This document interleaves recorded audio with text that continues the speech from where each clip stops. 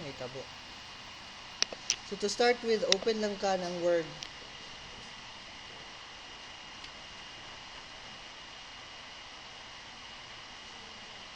Then click on blank document. So mauni siya. After that, insert a 3-column header. So insert. Then header.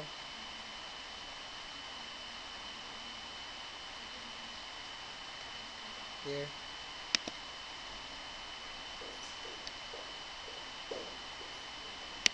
So the first one is your name. After that, vacation. Then the day today.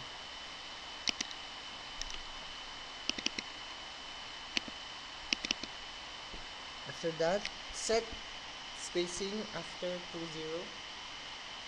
So naa siya sa layout. So after SB0, pwede na siya diri sa paragraph. Then after, the same ra na siya. So after that, you need to set the line spacing. This is naa na siyang line spacing sa home kani siya. This is the one. So put it into single, pwede ra dire. Then click lang din ang single 0, 0. Then click on OK. So after that, starting on the first line, type the text shown below. So top 5.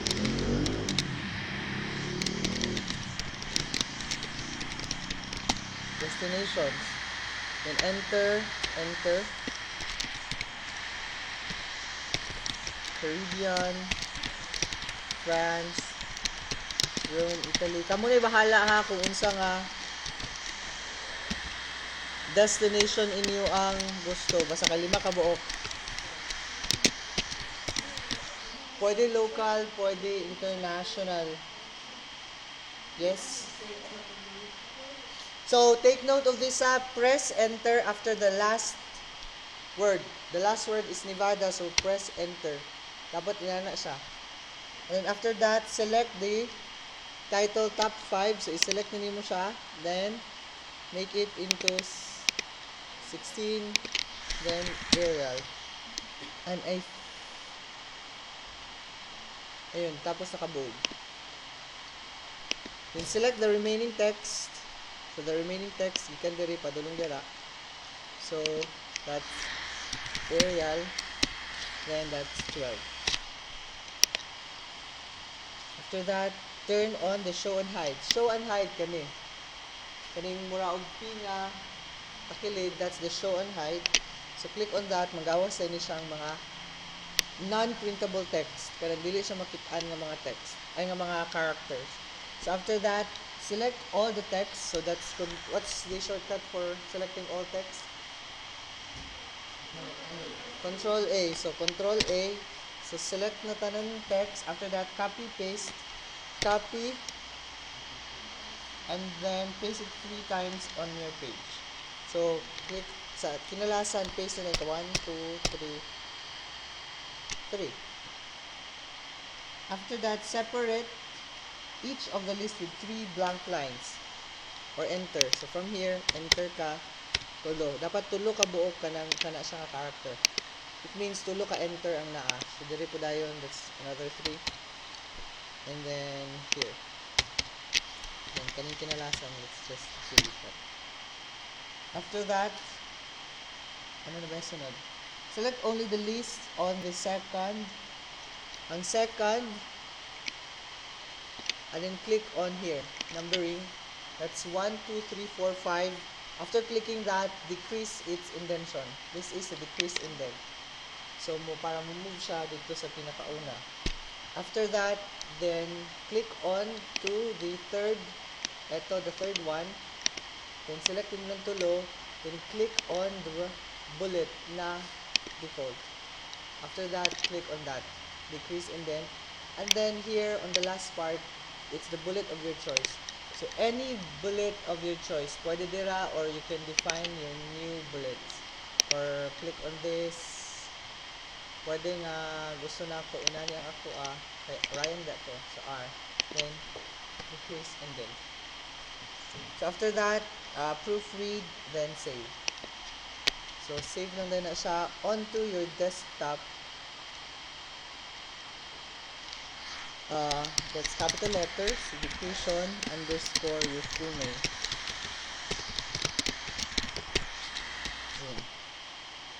After that, if you still have time, go to activity number 4. So create a new document. Click on show and hide kung wala ka lang tong mga show and hide. And then, open lyrics from kanang desired. Usually, ako ibutang ang lyrics na file dito lang sa desktop gihapon. So, let's close this one. So for now, my lyrics is on here. Pero I'll just copy this one. So there are 4 lyrics. So it's depende na sa inyo kung unsa nga choice sa inyo ang i-open. So like for example, I'll open lyrics number 3.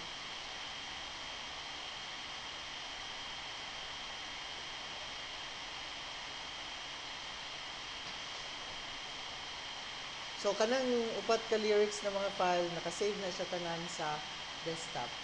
So for example kana siya, I'll save that one. Select all text and then center. Click on center para ma-center siya.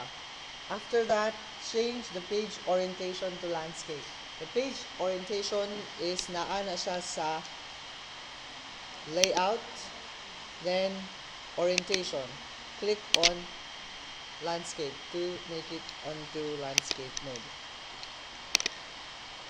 After that, change the vertical alignment of the page to center. Vertical alignment naa siya sa page setup. Naa siya sa page setup kani. Layout. And then eto, page vertical alignment.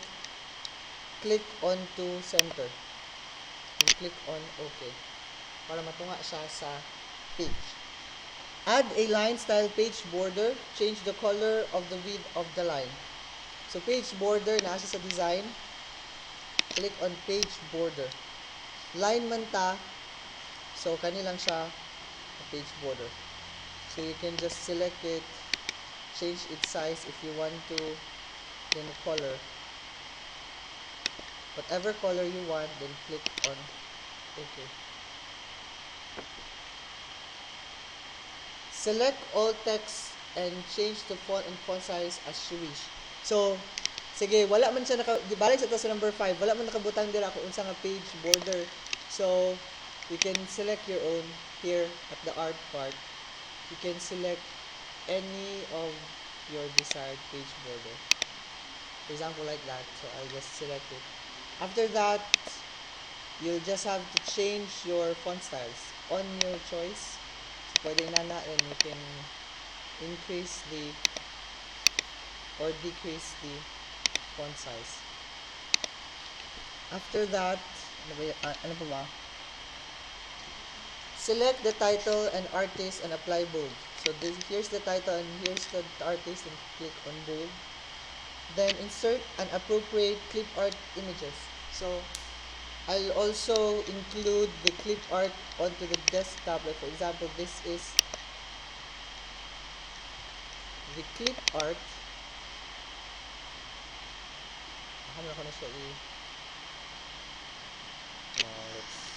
example.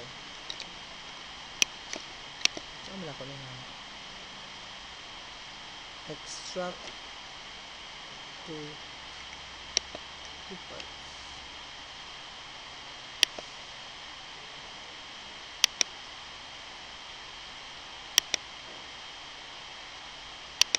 For example, naa siya sa desktop. So to insert a clip art, click on insert. Kung man siya, naman tayo picture natin online picture. So just click on pictures kay wala man tayong connection sa internet. So click on to the location which is naa siya sa desktop. na siya sa clip art. So, I just have to find my desired clip art. So, like for example, I want it to be B. And so, with here, I'll just insert it. Okay. Sorry. So, before ayaw siya i-highlight ang kana. Yung sapawan siya. So, unselect it. Tapos, for example, kani siya o katong buyog.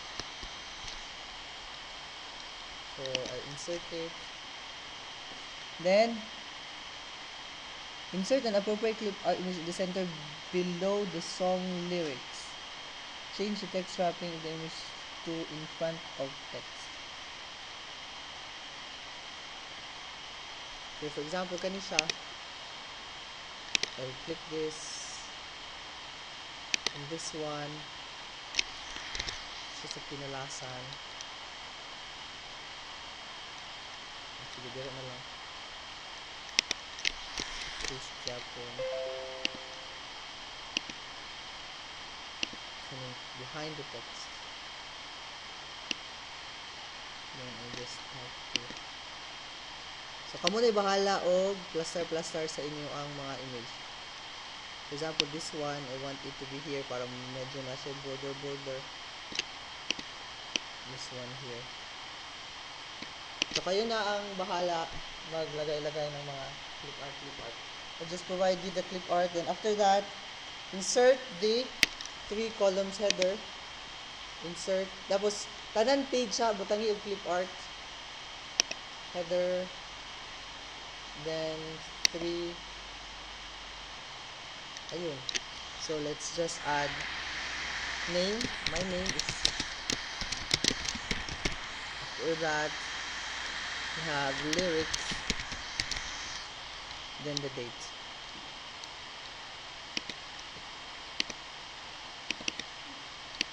So, ayun. Then, after that, save. Save it onto the desktop, of course. Same location. So, click on desktop. Lyrics underscore.